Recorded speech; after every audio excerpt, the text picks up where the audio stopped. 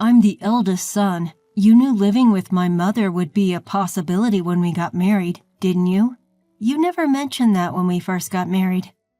My husband, having moved in with my mother-in-law earlier than his sister, sold his family home. He has left the sole responsibility of taking care of my mother-in-law to me, a stay-at-home wife. He must have planned this for a long time. My name is Laura. I'm a 46-year-old housewife. My husband, Robert, is 44 years old. He works for a decent company, but he's a subsection manager who boasts about his Ivy League education.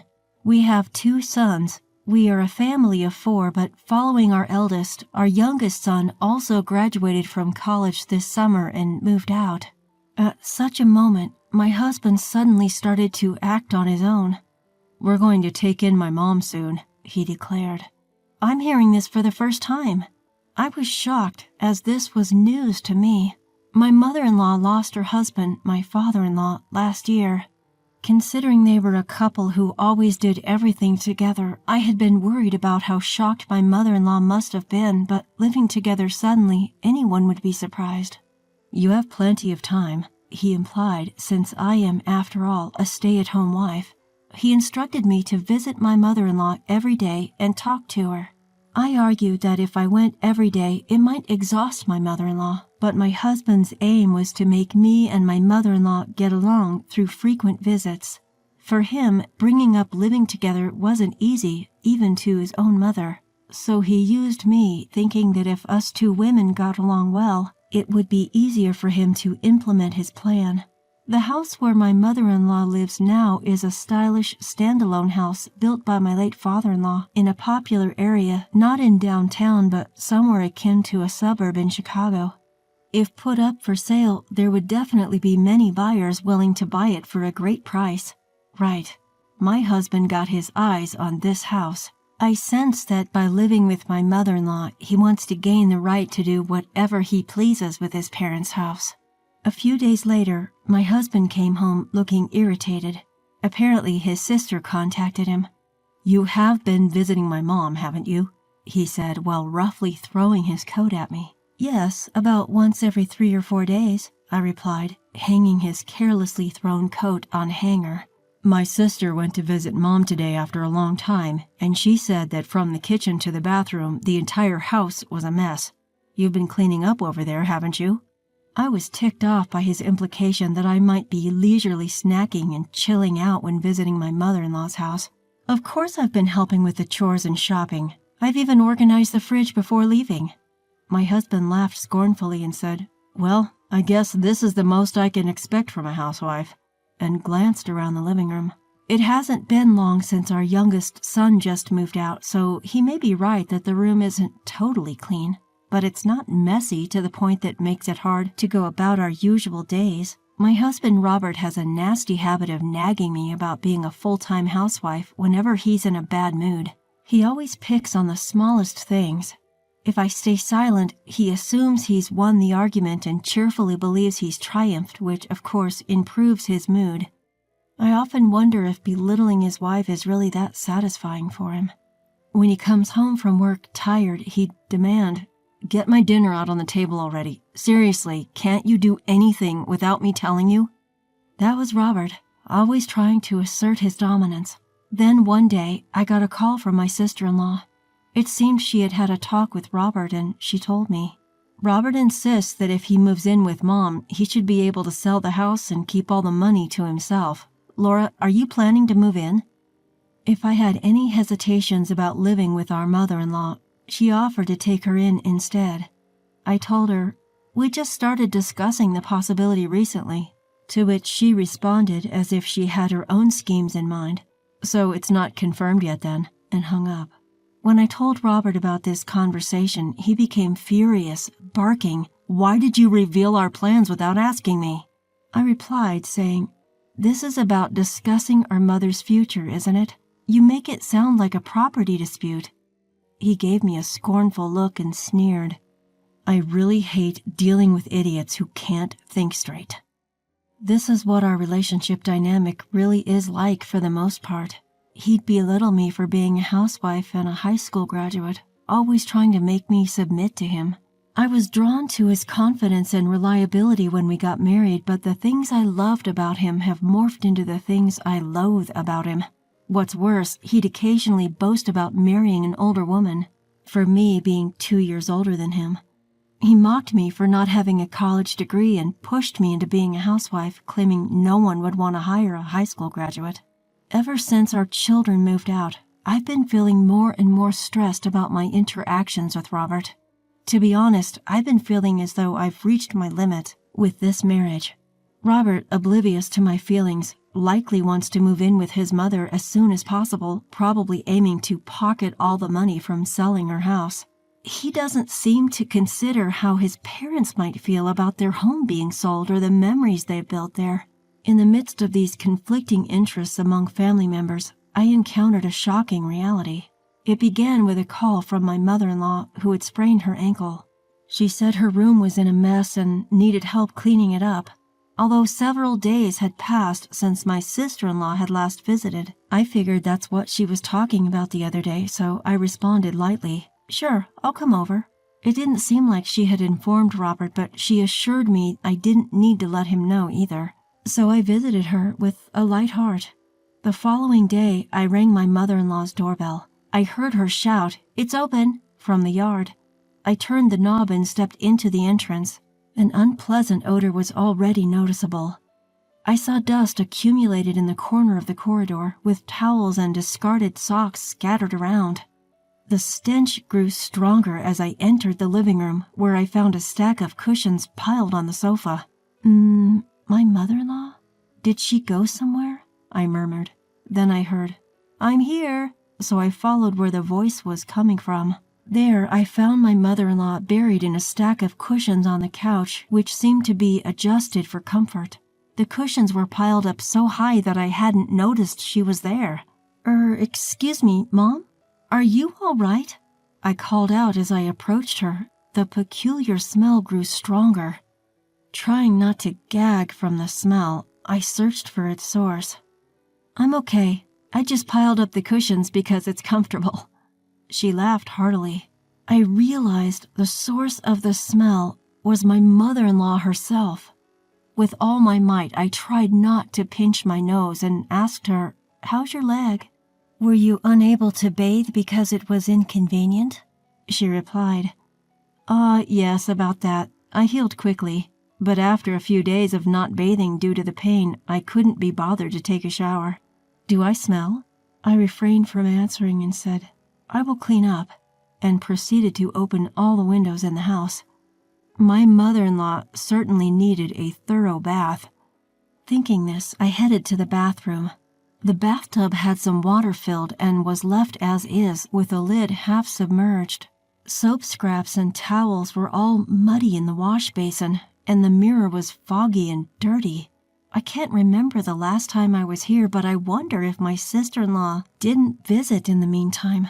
I was puzzled how this could be neglected for so long, but for now I cleaned the bathroom, filled up the tub with fresh water, added lemon bath salts for fragrance, and told my mother-in-law, "I've just cleaned the bathroom and prepared a bath for you. Please, take a bath first.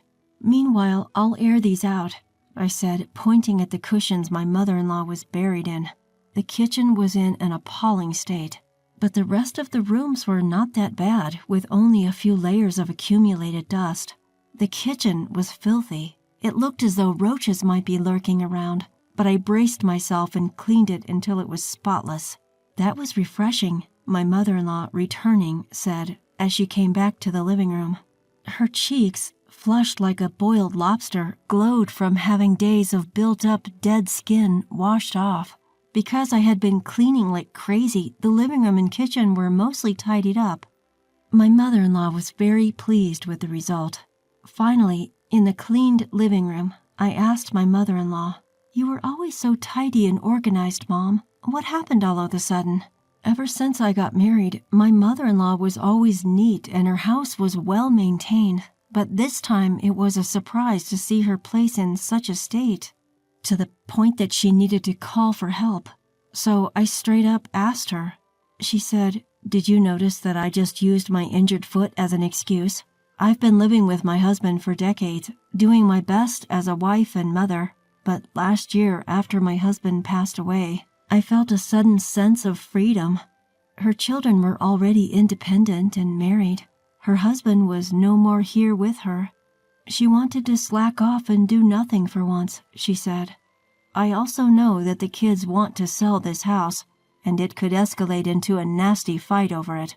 But I have an idea, my mother-in-law said, staring intensely as she shared her thoughts. My mother-in-law, out of her usual character, gave me a strong gaze as she opened up to me. As I listened to her, I felt like I had been idling away, lost in thought, in an effort to find answers. Leaving her house, I began to think about my own future as well. So far, my relationship with my mother-in-law had only been as distant as a typical daughter-in-law and mother-in-law relationship, but the fact that it was not her biological daughter or son who she revealed her lowest self, I felt was indicative of my mother-in-law's feelings. Days passed without sharing this incident with anyone. After a while, my husband, Robert, came home from work and blurted out, "We're going to invite my mom to live with us." As I was watching TV, I asked him to repeat himself. "We're inviting my mom to move in with us." "And what does your mom think?" I asked. "There's no need to ask her," he said. He seemed to think that any parent would be happy if their child offered them to move in with them.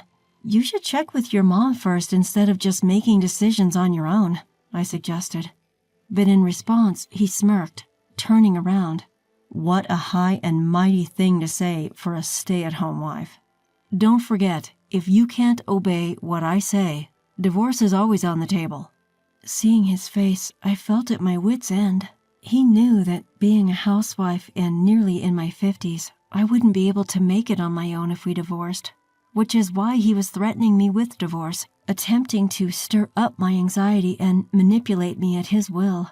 But I had an unexpected savior, and unbeknownst to my husband, my life was about to take a dramatic turn. I ignored his provocative comment, finished dinner, and went to bed. My husband, feeling that he had completely cornered me with his divorce threat, was in a good mood. He's probably thinking of inviting his mother as planned, sweet-talk her into selling her house, and pocket the money all to himself. The next morning, I packed my belongings and left the house. When Robert came home to find an empty house, he seemed startled, and my phone kept ringing. I read the incoming messages without responding, just so he wouldn't cause any trouble by reporting to the police or anything. The message Robert sent read, "Are you so against living with my mom? But if we live together, that house will be ours. Don't you see how great that would be?" My suspicion was right. His interest wasn't to stay with his aging mother to support her, but rather to profit off her house. I told this to my mother-in-law. She looked a little sad, and it pained me a bit, but she seemed determined and said she would act according to her feelings. Yes, the place I went after leaving my husband was my mother-in-law's house. I took on a job and was busy using this place as my base. Robert, growing anxious since I wasn't responding, blew up my phone with calls and texts. And after a week, he contacted my family in Nebraska, and I got a call from my mom. "Laura, where are you? Robert claims that you're with us. He even said he's going to come get you even though I told him you're not here." I explained the situation to my mother and informed her that I'm currently staying at my in-laws' house. My mother-in-law then took the phone, offering a long greeting. For some reason, my mother gave me a word of encouragement. "Wishing you the best of luck." Eventually, my mother-in-law said, "It's about time." And that night, she called my husband, Robert. He was surprised to learn from his own mother that I was not at my parents' house, and immediately came over to our place. "Leaving the house so abruptly, I had no idea you were at Mom's. What's this about?" Robert blurted out the moment he saw me at his mother's house. Before I could even answer, my mother-in-law spoke up. "More than that, do you even understand why Laura left home? What was it really about?" Taken aback by her sudden question, Robert awkwardly replied, "Well, that was because I said I wanted to invite Mom over. Because she didn't want to live with you, right? Why would I be here if I didn't want to live with my mother-in-law? Ever thought about that? You see, it wasn't the idea of moving in with her that I disliked. What I hated was you for making selfish decisions without taking others' feelings into consideration. I continued. My mother-in-law has her own thoughts and hopes, you know. Despite this, you decided on living together without even discussing it with her. You didn't even consider the feelings of your parents when they built this house. You just want this house because you want the money, right? Robert clenched his fists and hardened his body, looking down as he listened to our conversation. My mother-in-law continued after me. What do you really need? This house? Or Laura? If you don't change, you'll lose both. Why don't you cool down for a while and rethink everything?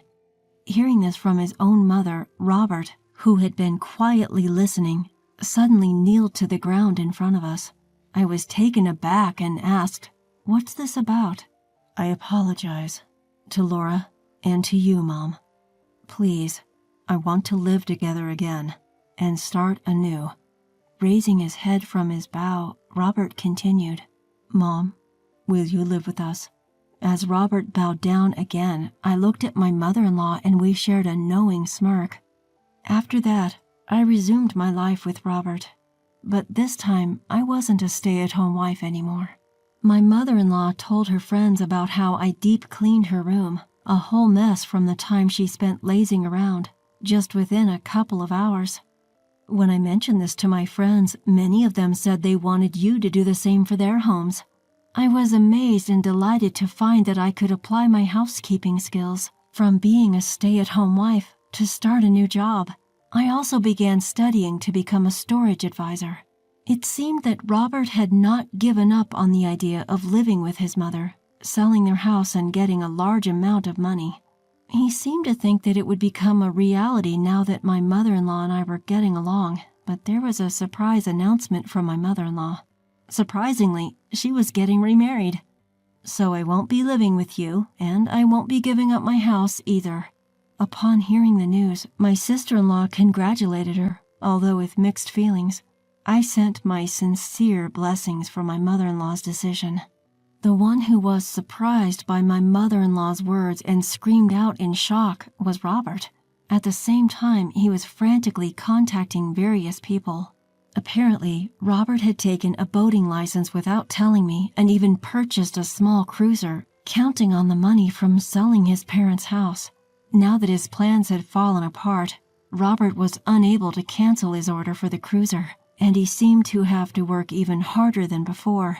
He ended up having to help me with my house cleaning job.